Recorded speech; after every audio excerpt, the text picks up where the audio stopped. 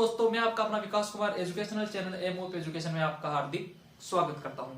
आज हम देखेंगे नया टॉपिक है ऑर्गेनिक केमिस्ट्री का हाइड्रोकार्बन। तो आप हेडिंग लगाना हाइड्रोकार्बन।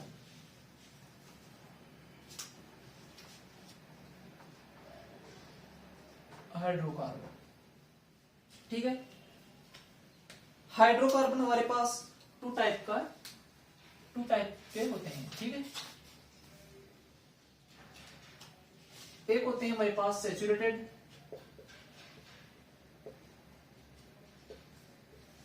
दूसरे होते हैं हमारे पास अनसैचुरेटेड, ठीक है। सैचुरेटेड में कौन से होंगे? सैचुरेटेड हाइड्रोकार्बन कौन से होते हैं? एल्केन, ठीक है। और अनसैचुरेटेड हाइड्रोकार्बन कौन से होते हैं? एक होते हैं एल्कीन और दूसरे होते हैं एल्काइन, ठीक है। आज का हमारा टॉपिक किसके ऊपर होगा? एल्केन के, ठीक है।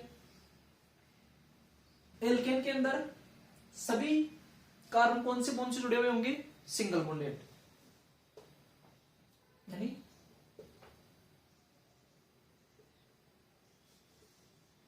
Single bonded hydrocarbon. इसके अंदर प्रत्येक कार्बन परमाणु की हाइब्रिडाइजेशन स्टेज क्या होगी? sp3, ठीक है। sp3 होगी और इसका फॉर्मूला क्या होगा? फॉर्मूला होगा इसका CnH2n+2। दैट इज, यहां पे इसका n इक्वल टू क्या होगा? नंबर ऑफ कार्बन एटम, ठीक है। एल्केन में क्या होगा? Double bonded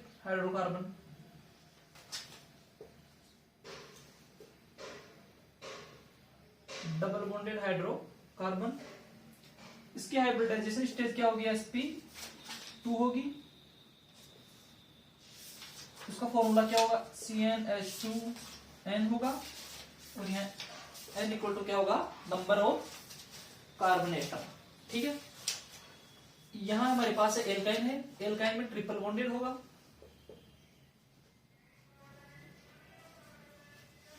triple bonded hydrocarbon. इसके अंदर एक कार्बन की हाइब्रिडाइजेशन स्टेज क्या होगी? sp, ठीक है।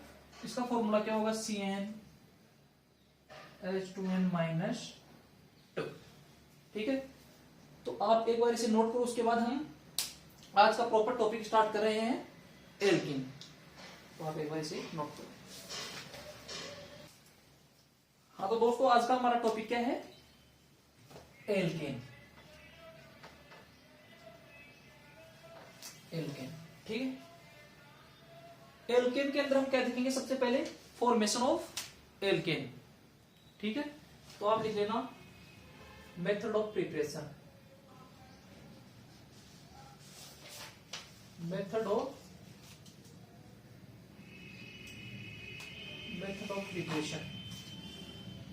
ठीक है। यानी एल्केन के बनाने की विधियां या तरीके। तो ये देखते, इसके अंदर सबसे पहला मेथड है हमारे पास। सबसे पहला मेथड क्या है? फ्रॉम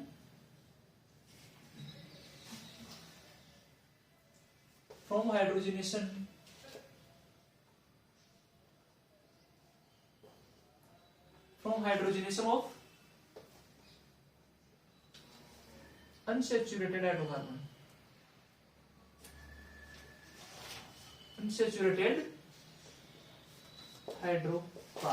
ठीक है। From hydrogenation of unsaturated hydrocarbon. तो दोस्तों यहां पर हमारे पास दो शब्द है, दो वर्ड है, इनका मतलब समझते हैं कि हाइड्रोजनेशन क्या होता है। हाइड्रोजनेशन का मतलब होगा मीन्स ऑफ हाइड्रोजनेशन, यानी addition of addition of H, ठीक है। अनसैचुरेटेड हाइड्रोकार्बन कौन से होंगे? अनसैचुरेटेड हाइड्रोकार्बन होगा एक तो एल्कीन, दूसरा होगा एल्काइन, ठीक है। From hydrogenation of unsaturated hydrocarbon, यहां पर हाइड्रोजनेशन का मीन मतलब है एडिशन ऑफ H2, और अनसैचुरेटेड हाइड्रोकार्बन कौन से होगा हमारे पास? एल्कीन और एल्काइन, ठीक है। इसकी हम रिएक्शन देखते हैं कि किस प्रकार से ये रिएक्शन कंप्लीट होगी। जैसे हमारे पास कोई एल्कीन है CH2 डबल बॉन्ड CH2, ठीक है। ये हो गया H2, ये किसके प्रेजेंस में होगी? NiPT PDPT, NiPT/PD की प्रेजेंस में ये रिएक्शन कंप्लीट होती है। और इसके अंदर क्या किसका फॉर्मेशन होता है? एल्कीन का, एल्केन का। ये हमारे पास एल्कीन मिल गया, और ये Q kilo calorie energy, Q kilo calorie क्या हो गई इसके अंदर? Formation energy. तो ये हमारे पास यहाँ पे Q किलो कैलोरी एनर्जी का फॉर्मेशन हो रहा है। तो ये किस प्रकार की विक्रिया हो गई? एक्सोथर्मिक।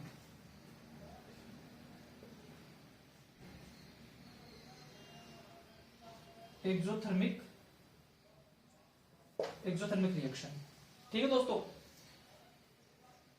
तो इसकी हम अब क्या देखेंगे? मैकेनिज्म देखते हैं कि यह विक्रिया किस प्रकार कंप्लीट होती है। तो मैकेनिज्म देखना, इसकी मैकेनिज्म किस प्रकार कंप्लीट होगी। ये हमारे पास मेटल का टुकड़ा है, यानी सरफेस ऑफ मेटल है। यहां पे लिख लो आप, ये क्या है? NiPT/PT, ठीक है। यहां पे क्या होगा? मेटल के ऊपर addition of H2 on metal surface. First step में क्या होगा? Addition of H2 on metal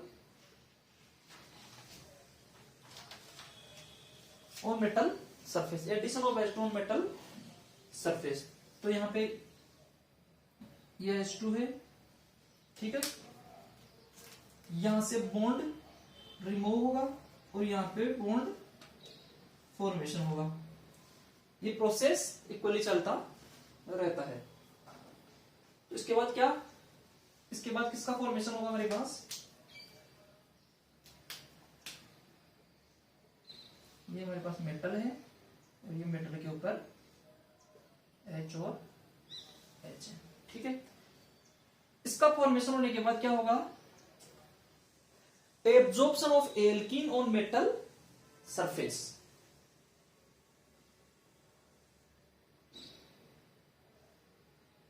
absorption of alkene on metal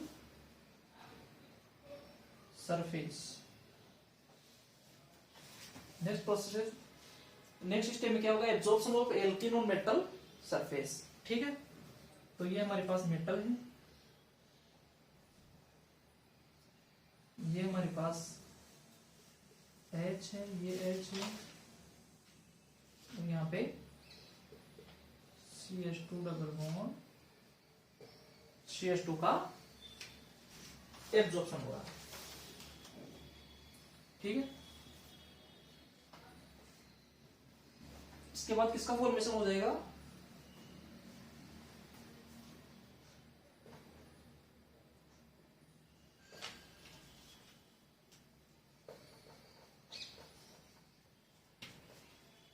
CH2 H plus Q kilo calorie ऊर्जा, और इस Q किलो कैलोरी ऊर्जा को क्या बोलते हैं हम?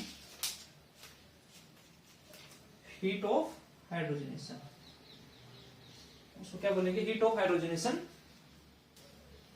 ठीक है। तो एक बार आप इसे नोट करना, इसके बाद हम इसके कुछ की पॉइंट देखते हैं।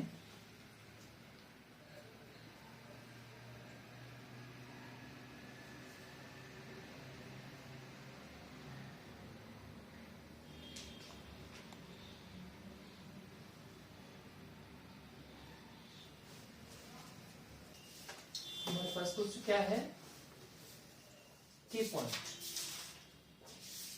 इससे संबंधित कुछ की पॉइंट है।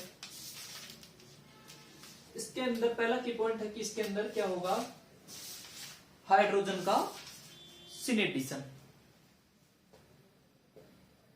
सिनेटिशन ऑफ H2, फर्स्ट पॉइंट। दूसरा पॉइंट क्या है, इसके अंदर एनर्जी का फॉर्मेशन होता है, तो ये कौन सी विक्रिया हो जाएगी, ये कौन सी रिएक्शन होगी, एक्सोथर्मिक,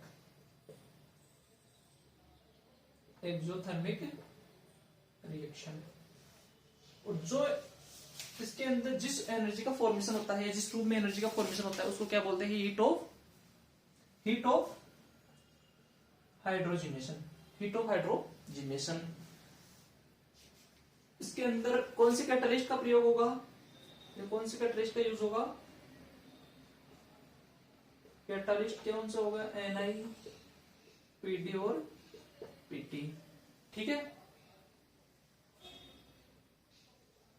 फिफ्थ पॉइंट क्या है हमारे पास, रेट ऑफ हाइड्रोजनेशन किसके ऊपर डिपेंड करेगी, रेट ऑफ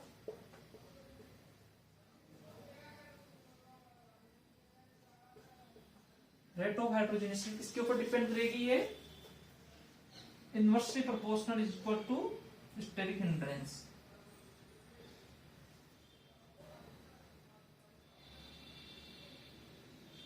स्टेरिक हिंड्रेंस यानी जितना ज्यादा स्टेरिक हिंड्रेंस होगा उतनी ही हाइड्रोजनेशन की रेट क्या होगी, डिक्रीज, ठीक है। इसका भी एक एग्जांपल देखो, इसका एग्जांपल देखना आप, ये हमारे पास है CH3 C double bond CH है, एक तो हमारे पास ये है, दूसरा क्या है CH3 CH double bond C और क्या है CH3। इन दोनों को अगर हम कंपेयर करें कि किसकी रेट ऑफ हाइड्रोजनेशन ज्यादा है और किसकी रेट ऑफ हाइड्रोजनेशन कम है, इसके अंदर ये रिवील स्टेरिक हिंड्रेंस इसके ऊपर ज्यादा है, क्योंकि यहाँ पे बल्कि ग्रुप जुड़े हुए हैं CH3 और इधर एक ही बल्कि ग्रुप है और एक क्या है H है, तो इसके अंदर ये एक की रेट ऑफ हाइड्रोजनेशन ज्यादा होगी 20 से, ठीक है। नेक्स्ट एग्जांपल है हमारे पास, देखो आप,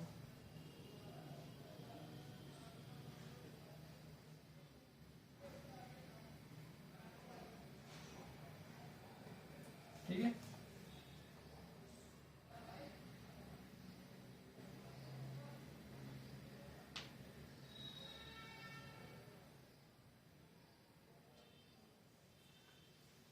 ये A है और ये B है, तो रेट ऑफ हाइड्रोजनेशन किसकी ज्यादा होगी, इसकी ज्यादा होगी, इसकी कम, क्योंकि इसके अंदर कम स्टेरिक हिंड्रेंस और इसके अंदर स्टेरिक हिंड्रेंस क्या है, ज्यादा है, तो B की रेट ऑफ हाइड्रोजनेशन ज्यादा A से, ठीक है। तो एक बार आप इसे नोट करो।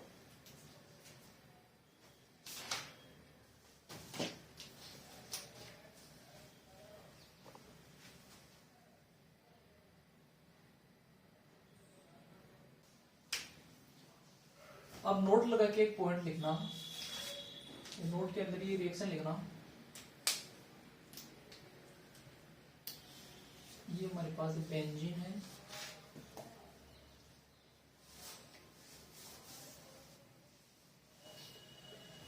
इसकी विक्रिया यदि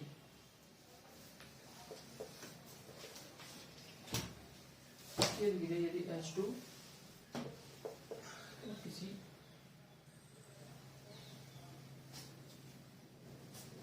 से करवाते हैं, इसकी रिएक्शन यदि H2 और Na की प्रेजेंस में करवाते हैं, तो इसका कंप्लीट हाइड्रोजनेशन नहीं होगा। बेंजीन का कंप्लीट हाइड्रोजनेशन के लिए और यदि इसका कंप्लीट हाइड्रोजनेशन करवाना है तो इसके लिए high temperature and high pressure लेना होगा। H2Ni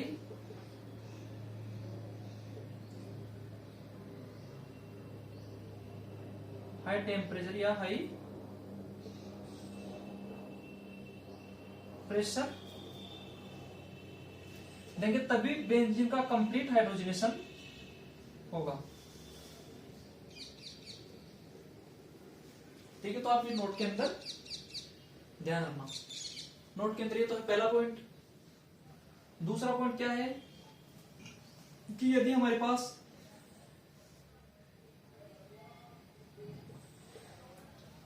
एल्कीन और एल्काइन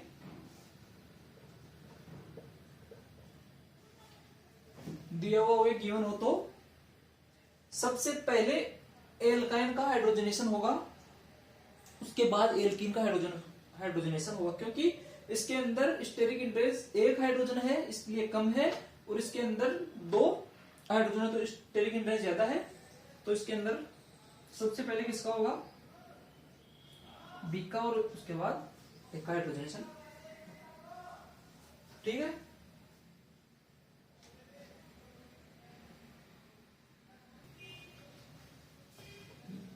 ये हमारे पास एल्कीन है CH3 CH double bond CH2। इसका हाइड्रोजनेशन हम यदि ऋण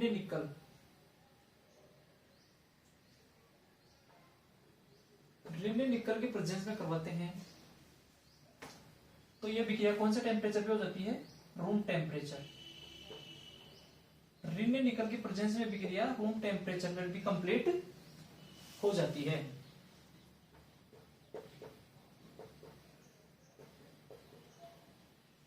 ठीक है, और ये ऋण निकल की प्रेजेंस में से विक्रिया को करवाते हैं तो इसे क्या बोलते हैं हम, सेबेटेयर-सैंडरसन reaction.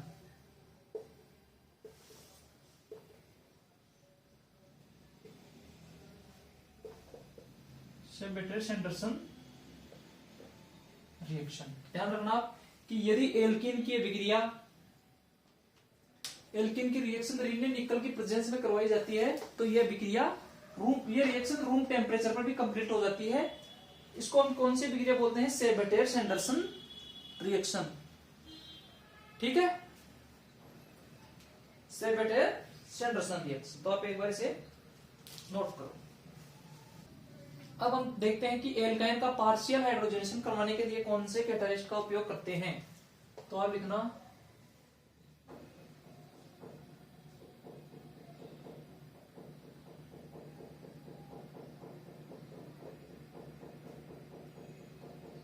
Partial hydrogenation of alkyne. ठीक है, पार्शियल हाइड्रोजनेशन ऑफ एल्काइन लिखते हैं तो उसके लिए कौन सा कैटालिस्ट का यूज करते हैं हम, लिंडलार कैटालिस्ट।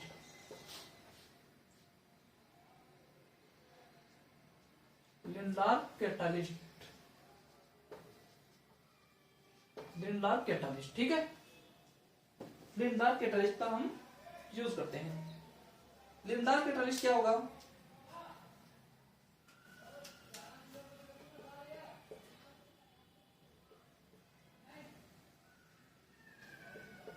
FeDCaCO3 प्लस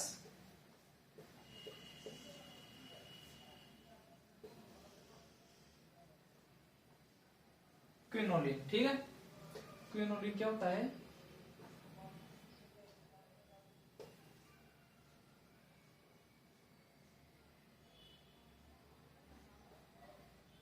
ये हमारे पास क्या है, क्विनोलिन। कि यदि हम एल्काइन की रिएक्शन लिंडलार कैटालिस्ट के प्रेजेंस में करवाते हैं तो एल्कीन का कंप्लीट हाइड्रोजनेशन ना होके पार्शियल हाइड्रोजनेशन होता है। ठीक है, जैसे हमारे पास कोई एल्काइन है CH3,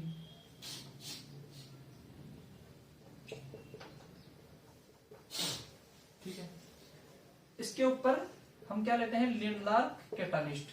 लिंडलार कैटालिस्ट का यूज करते हैं तो इसका कंप्लीट हाइड्रोजनेशन ना हो के बल्कि क्या होगा, partial hydrogenation. CH3 CH double bond CH single bond CH3, यानी इससे किसका फॉर्मेशन होगा, एल्किन का फॉर्मेशन होगा। ठीक है, तो दोस्तों आज के लिए इतना ही। कल की क्लास के अंदर हम नए मेथड देखेंगे एल्केन के फॉर्मेशन के। तो आज के लिए इतना ही, धन्यवाद। बाकी हम नेक्स्ट क्लास में मिलते हैं।